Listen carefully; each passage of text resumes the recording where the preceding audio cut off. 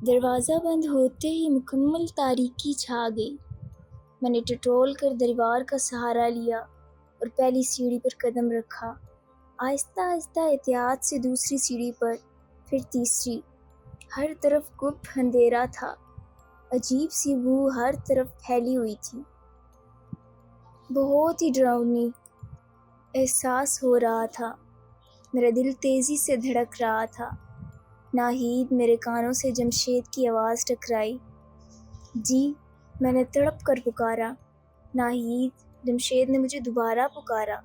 اس کی آواز میں عجیب تکلیف تھی، سخت کرب، اور پھر میری آنکھ کھل گئی۔ میرا دل تیزی سے دھڑک رہا تھا، سارا جسم پسینے میں بھیگا ہوا تھا۔ بڑی مشکل سے اپنے آپ کو گھسیٹ کر میں اٹھ کر بیٹھ گئی۔ میرے سر میں جیسے دھماکے ہو رہے تھے۔ اف! میں نے اپنا سر ہاتھوں میں تھام لیا۔ 40 سال، میں نے سوچا، 40 سال ہو گئے، مگر جمشید کی آواز آج بھی مجھے اسی طرح محسوس ہوتی ہے جیسے اس نے ابھی مجھے پکارا ہو۔ میری آنکھوں میں آنسو آ گئے، اور یہ خواب نہ جانے 40 برسوں میں کتنی مرتبہ میں دیکھ چکی تھی۔ تقریباً اس طرح، اسی انداز کے خواب مجھے آج تک نظر آتے ہیں۔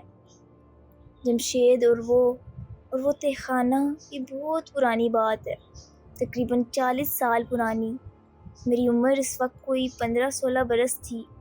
پاکستان بنے چند سال ہی ہوئے تھے۔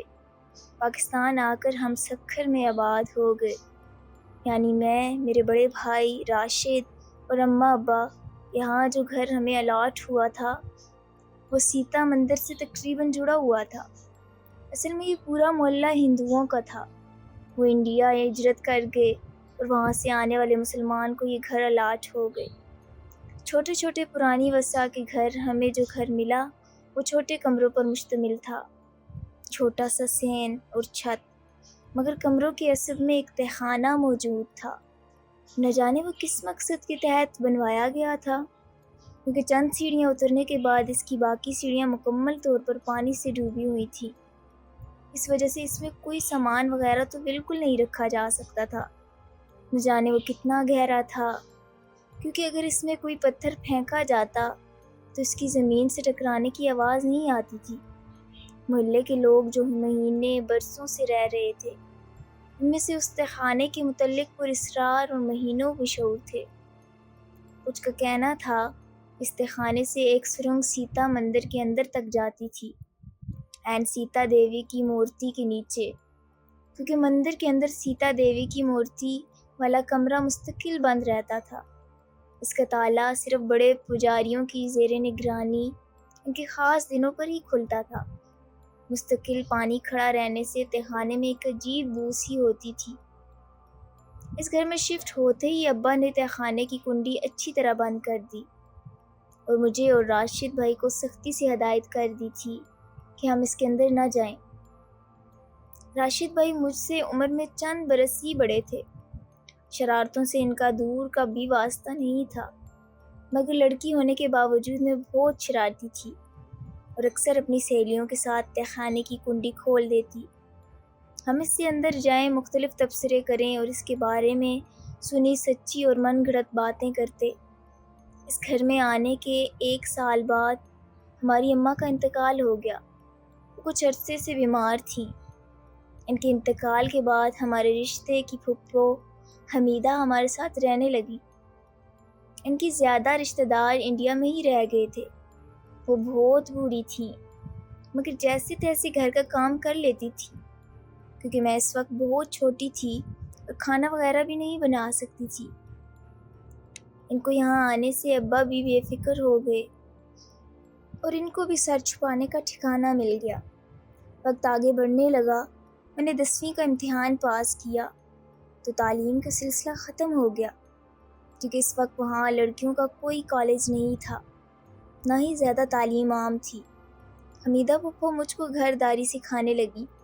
محلے میں میری چند ہم عمر سہیلیاں تھیں، کبھی وہ میری طرف آ جائیں اور کبھی میں ان کی طرف چلی جاتی تھی۔ پرانا زمانہ تھا، نہ ٹی وی تھا، نہ فلم، نہ ہی بازاروں کے چکر لگتے تھے۔ رسالے بھی کبھی کبھار نصیب ہوتے تھے۔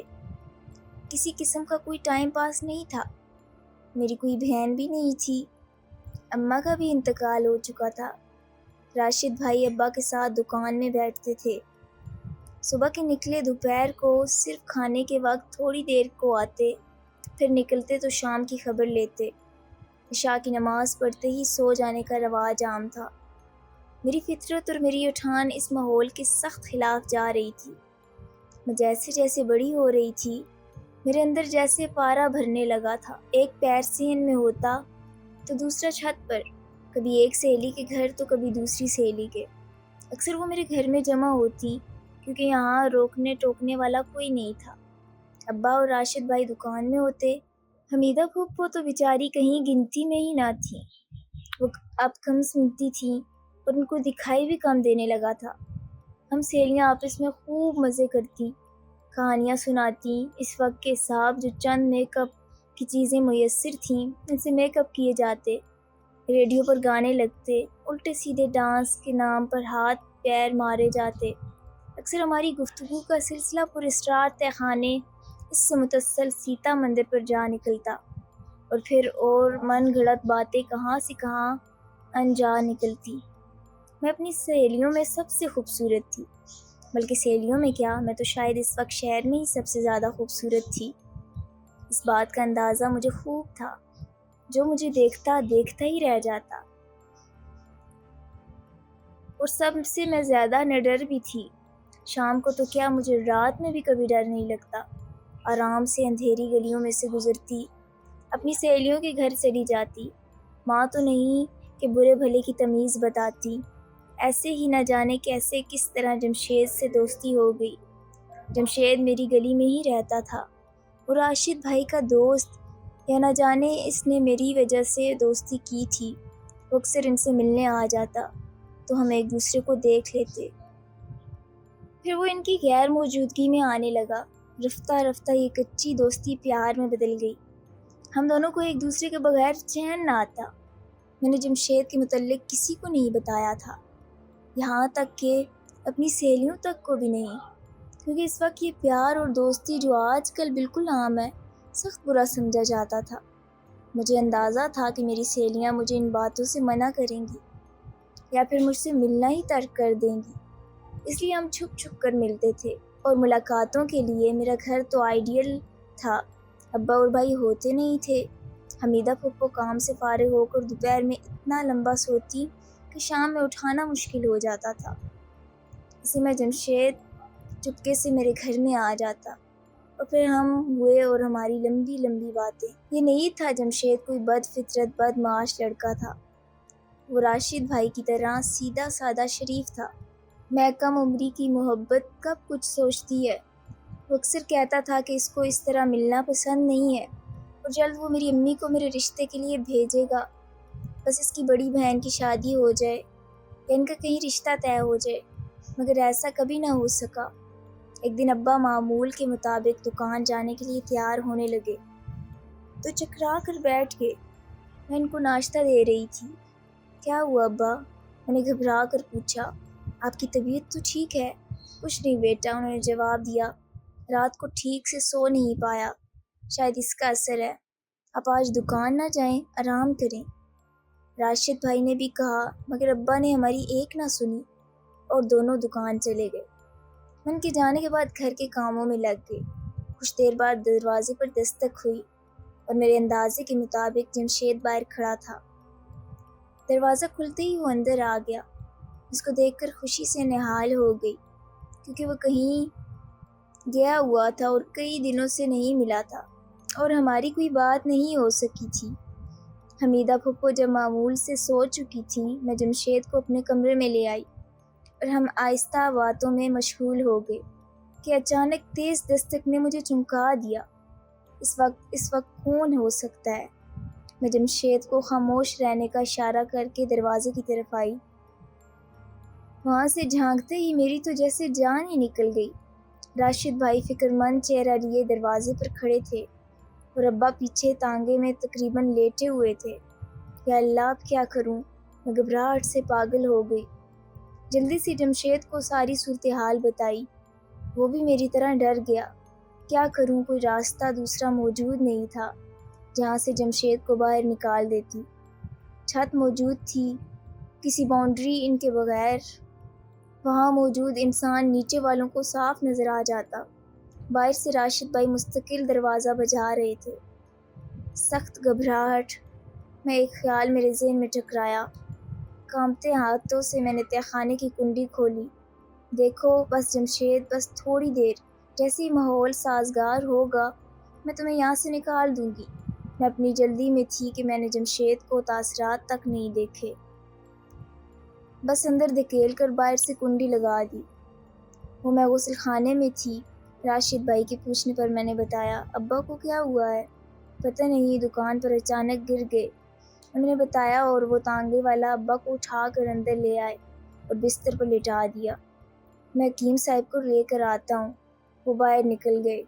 شکر ہے میں تیزی سے اندر کی طرف مڑی کہ دروازے سے گلی کے دو حضرات اندر آ گئے۔ ابا کے پاس کمرے میں بیٹھ گئے۔ اف، میری سانس رک گئی۔ اب تو جمشید کو جلدی نکالنا ناممکن تھا۔ وہ سارا دن گزر گیا۔ راشد بھائی حکیم کو لے کر آئے، ابا کو دوا دی گئی، پھر وہ ابا کے پاس ہی بیٹھ گئے۔ حمیدہ پھوپھو بھی اٹھ گئیں۔ پورے گھر میں چہل پہل تھی۔ در حقیقت میرے سینے میں سانس گھٹ رہی تھی۔ جس تہہ خانے میں چند منٹ نہ گزارے جا سکتے تھے، وہاں اتنے گھنٹے خدا خدا کر کے شام ہو گئی۔ پھر رات ابا کو کھانا کھلا کر سلا دیا۔ راشد بھائی سارے دن کے تھکے ہوئے تھے، بیٹھتے ہی سو گئے۔ میں نے تھوڑی دیر انتظار کیا اور پھر چھپکے سے اپنے کمرے سے نکل آئی۔ میرے ہاتھ میں موم بتی تھی۔ اس زمانے میں پورے گھر میں چند ہی بلب ہوتے تھے۔ تہہ خانے میں تو دن میں ہی روشنی نہ ہوتی تھی۔ اس وقت تو تہہ خانے کا کیا عالم ہوگا۔ ان خوفناک خیالوں میں گھری میں آہستہ آہستہ تہہ خانے کی طرف بڑھ رہی تھی۔ بیچارہ خوف کے مارے بے ہوش نہ ہو گیا ہو، میں نے سوچا۔ آہستہ سے میں نے تہہ خانے کی زنگ آلود کنڈی کھولی۔ جمشید، جمشید، جلدی آؤ باہر، میں نے آواز دی، مگر میری آواز تہہ خانے کی دیواروں سے ٹکرا کر واپس آ گئی۔ جمشید، میں نے ذرا تیز پکارا۔ میں آگے بڑھ کر موم بتی کی روشنی میں نیچے جھانکنے لگی۔ 1 2 3 اور پھر نیچے تک ساری سیڑھیاں خالی پڑی تھیں۔ جمشید، میری آواز کانپنے لگی۔ میں ہمت کر کے سیڑھیاں اترنے لگی اور پہلی مرتبہ رات کے اس وقت اکیلی آخری سیڑھی تک چلی گئی۔ میرا پاؤں پانی سے ٹکرا گیا۔ وہاں کوئی بھی نہیں تھا۔ تہہ خانہ بالکل خالی تھا۔ کیسے، کہاں؟ میرا دماغ پھٹنے لگا۔ میں نے اپنے ہاتھ سے کنڈی لگائی تھی اور پھر کھولی تھی تو پھر جمشید، میں وہیں بیٹھ کر رونے لگی۔ تم کہاں ہو جمشید؟ آنسو میری آنکھ سے بہہ رہے تھے۔ اوہ، میں چونک گئی۔ میں نے آنسو پونجے۔ اگر کوئی کمرے میں آ گیا، میرا بیٹا یا بہو، تو اس وقت رونے کا کیا سبب بتاؤں گی؟ سال گزر گئے۔ وہ بھیانک پراسرار واقعہ اس طرح پوری طرح مجھے یاد ہے، مجھے اکثر تڑپا دیتا ہے۔ جمشید کا اس دن کے بعد کہیں کوئی پتہ نہ چلا۔ اس کی امی، اس کے گھر والے اس کی گمشدگی جیسے پاگل ہو گئے تھے۔ پاگل تو میں بھی ہو گئی تھی، مگر میں اپنا دکھ کسی سے نہیں کہہ سکتی تھی۔ اکثر گھر والوں کی معدم موجودگی میں تہہ خانے کا دروازہ کھول کر جمشید پکارتی، مگر کبھی کوئی جواب نہ آیا۔